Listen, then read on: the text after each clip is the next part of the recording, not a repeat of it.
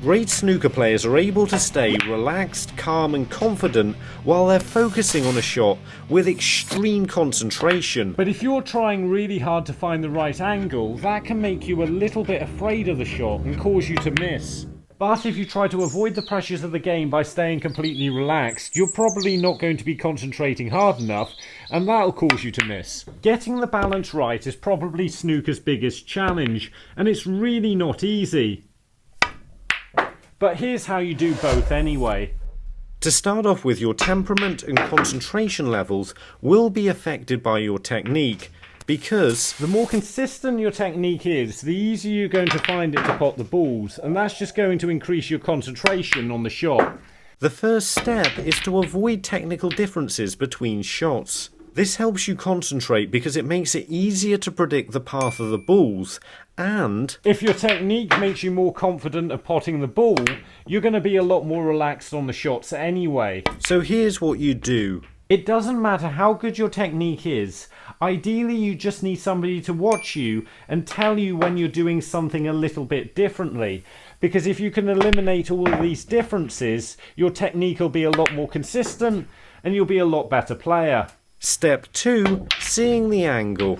It's not easy to stay relaxed about a shot when you're not sure exactly what the right angle is. And this means even if you have selected the right angle, the fact that you're anxious about it means you might move a bit on the shot or hit it a little bit quickly, and this makes you even less likely to pot it.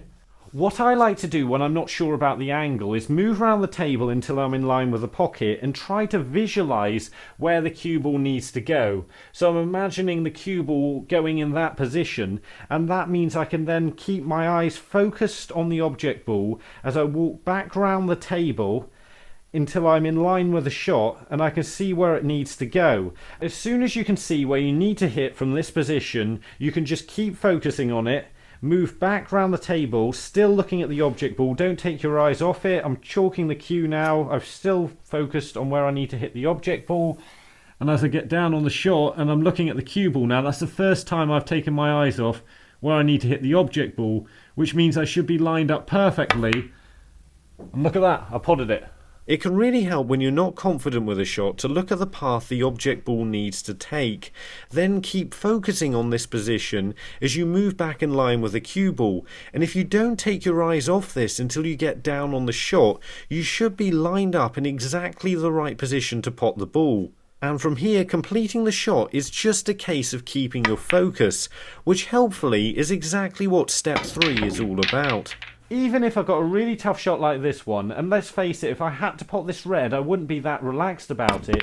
It's still vital you go to the table thinking you're going to pot it, because the minute you stop believing you're going to pot the ball, all hope dies of you actually getting the shot. It's vital you never quit on the shot, so make sure you know exactly what the right angle is, and you go to the table fully believing you're going to pot it, because if you're believing you're going to pot it, at least that way you've got a chance. Oh, it went in. Step 4. Keeping concentration. Nextly, even like here where there's a lot of distractions, like the red's nearly in the way for the path of the cue ball to get to the black, and I have to play a stun shot off the cushion, which isn't going to be easy, it's vital I keep my eyes on the shot. This means my eyes need to be looking at where the cue ball strikes the object ball in order to pot the ball, and where my cue is about to strike the cue ball, making sure I'm not putting any unwanted side spin on it, and I'm playing a stun shot to hold for the pink here. And I need to go back and forth between the two, looking at both of these things but nothing else. And if I do that, I should be able to pot the ball and hold for the pink. Step 5. Missing shots.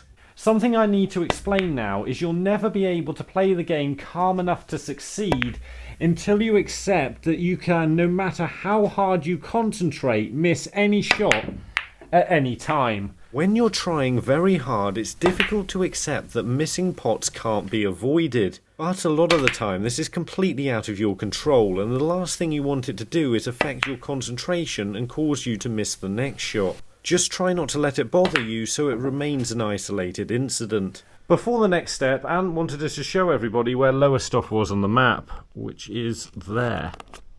Step 6. Don't overthink your situation. Even if you're not playing as well as you want to, don't start worrying about your technique, because the more you start thinking about your cue action and how your arm's not going quite through in a straight line as you want it to, the less you're actually concentrating on the shot.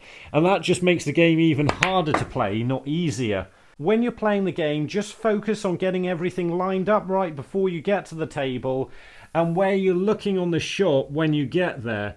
And you'll find this alone makes you play a lot better. Although you could also try the rocket method from Ronnie O'Sullivan by going to www.snooker.online and remember to use the promo code BREAK to get a further discount. Step 7. Controlling the cue ball. Finally, snooker's a lot more relaxing to play when you're in good position and the shots are more straightforward. This also makes it easier to concentrate on because you don't have to think so hard about what you want to happen, and the shots themselves are a lot easier. But if you click the top video here, it'll show you how to maneuver the cue ball around the table in a way that will improve your scoring, or find out more about the secrets of the game. And remember, don't just watch, play, and make the commitment to becoming a better player by subscribing to the channel and visit the website. See you later.